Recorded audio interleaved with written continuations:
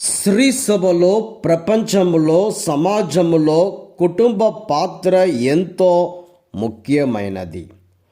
పునీత రెండవ John Paul కుటుంబ ప్రాధాన్యత గూర్చి విశ్వలేఖను స్త్రీ సభనుద్దేశించి వ్రాయడం జరిగింది. ఈనాటి కుటుంబాలలో విలువలకు ప్రాధాన్యం తగ్గిపోదనుటలో అతిశయోక్తి లేదు. ప్రపంచం మారుతుంది, గ్రామాలు మారుతున్నాయి. మార్పు అన్ని రంగాలలో కనిపిస్తున్న తరుణంలో కుటుంబ వ్యవస్థలో కూడా ఎంతో మార్పు కనిపిస్తుంది. మరి క్రైస్తవ కుటుంబాలు ఎలా ముందుకు సాగాలో ఈ పండుగ మనకు తెలియచేస్తుంది. ఈనాటి కుటుంబాలను నాశనం చేయు శక్తిలో మొదటిది స్వార్థం. ఈనాటి రెండవ పట్టణంలో పరిశుద్ధ పౌలు క్రైస్తవ కుటుంబ జీవితానికి కొన్ని సూత్రాలను సూచిస్తున్నాడు.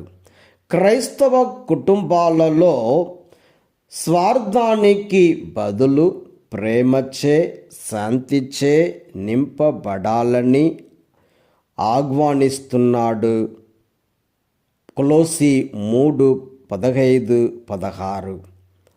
పాపం అనేది అనేక రూపాలలో క్రైస్తవ కుటుంబాలలో ప్రవేశిస్తుంది.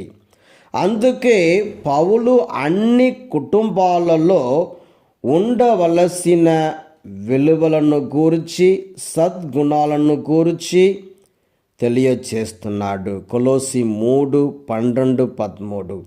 మీరు దేవునిచే ఎన్నుకొనబడిన ప్రజలు, ఆయనకు పరిశుద్ధులను, ప్రియులను అయిన వారు. కాబట్టి మీరు దయ, కనికరము, వినయము, సాత్వికత, ఓర్పు అలవరుచుకొనుడు.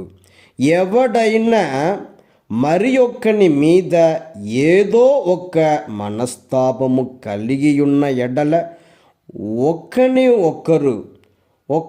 ఒకరు సహించుచు క్షమింపవలెను. వీని కంటే అధికముగా ప్రేమను అలవరుచుకొనుడు. అది అన్నిటినీ ముఖ్యముగా ఉంచగలదు. కొలొస్సీ 3:14. మరి ముఖ్యముగా కుటుంబ ప్రేమను పోషించేది ప్రార్థన. ఎప్పుడైతే కుటుంబాలలో ప్రార్థన తగ్గిపోతుందో కుటుంబం నశించిపోతుంది. ఇందుకే పరిశుద్ధ పౌలు ప్రార్థనకు కుటుంబాలలో ప్రాముఖ్యతనివ్వాలని ప్రాధేయపడుతున్నాడు.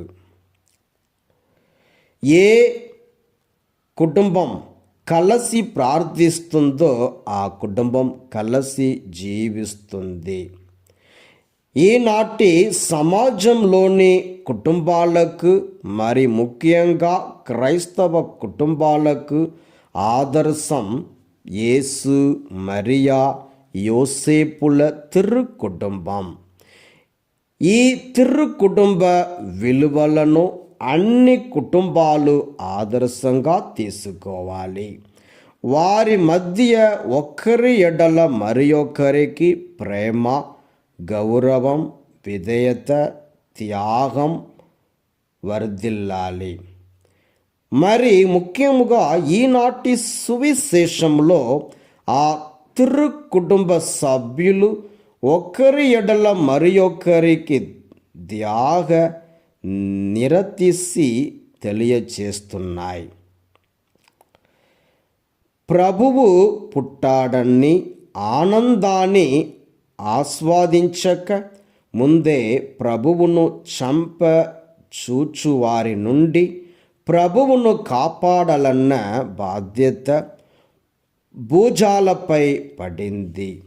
ఆ మరియా యోసేపుల దంపతులకు అది 15 రోజుల ప్రయాణము. సుఖ ప్రయాణం కాదు, ఒడిదొడుకుల దారలో, ఎండిన ఎడారిలో 2 నెలలు కూడా నిండని పసిబాలుని సంరక్షణ పయనం దానికి కారణం. పసిబాలుడిపై ప్రేమ. అయితే మరోవైపు దైవచిత్త ప్రాధాన్యత.